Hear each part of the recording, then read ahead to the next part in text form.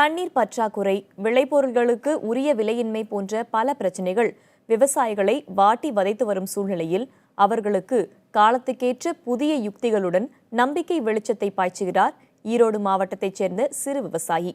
அவர் என்ன செய்கிறார்? அவர் தரும் நம்பிக்கை என்ன? இப்போது பார்க்கலாம்.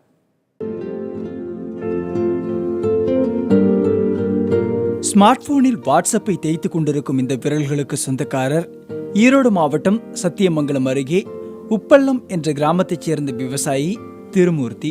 தென்னை, வாழை, மஞ்சள் ஆகியவற்றை ரசாயனமின்றி இயற்கை முறையில் பயிர் செய்த இவருக்கு நண்பர்களது யோசனை திருப்பு முனையாக மாறியது. ஃபேஸ்புக், வாட்ஸ்அப் குழுக்களில் உள்ள நண்பர்களுக்கு நேரடியாக விளைபொருட்களை விற்கும் யோசனைதான் அது. எனக்கு இவ்வளோ மஞ்சள் தூள் வேணும் அப்படின்னு சொல்லி கேட்பாங்க. சரின்ட்டு என்னோட அக்கௌண்ட் நம்பர்லேருந்து எல்லாமே பகிர்ந்துருவேன். நம்ம கிலோ முந்நூறுரூவா, கொரியர் சார்ஜ் ஒரு 30 ரூபா அப்படின்னு சொன்னால் 330 ரூபா என்னோட அக்கௌண்ட்டில் கட்டிட்டாங்க அப்படின்னு சொன்னால் வாட்ஸ்அப்பில் அது அப்படியே எனக்கு அனுப்பிச்சிடுவாங்க. அந்த அந்த இந்த இந்த நம்பரு, அவங்க பணம் கட்டின நம்பரு, அக்கௌண்ட் நம்பரு எல்லாம் அனுப்பிச்சி விட்டாங்க அப்படின்னு சொன்னால் சரி இவங்க கட்டிட்டாங்க அப்படின்னு சொல்லிட்டு நானும் நெட்லேயே அப்படியே பார்த்துட்டு அவங்களுக்கு உண்டானது ஒரு வாரத்தில் அவங்க 1 கிலோ மஞ்சள் தூள் இல்லை 1 லிட்டர் தேங்காய் அப்படின்னு கேட்குற போது நான் இப்படி அனுப்பிச்சி வச்சுட்ருக்கேன். முதலில் தேங்காய் எண்ணெயை செக்கில் ஆட்டி விற்றவர், பிறகு இயற்கை முறையில் விளைந்த மஞ்சள், வாழை விற்பனை என அடுத்தடுத்த படிகளுக்கு முன்னேறினார்.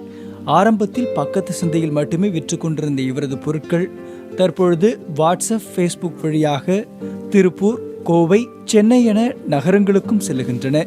விளைபொருட்களை நேரடியாக விற்பதால் குறைந்த விலைக்கு தர முடிகிறது. அதிகம் பேர் வாங்குவதால் நல்ல லாபமும் கிடைக்கிறது என்கிறார் திருமூர்த்தி.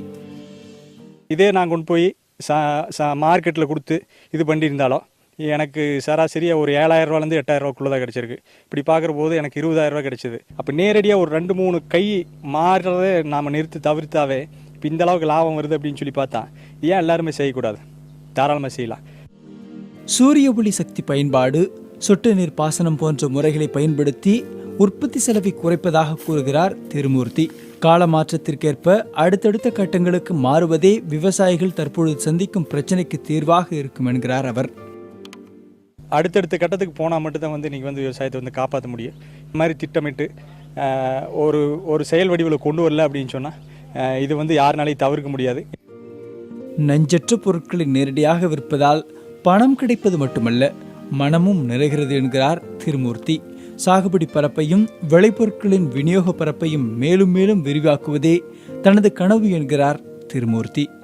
புதிய தலைமுறைக்காக செய்தியாளர் சந்திரசேகரன்.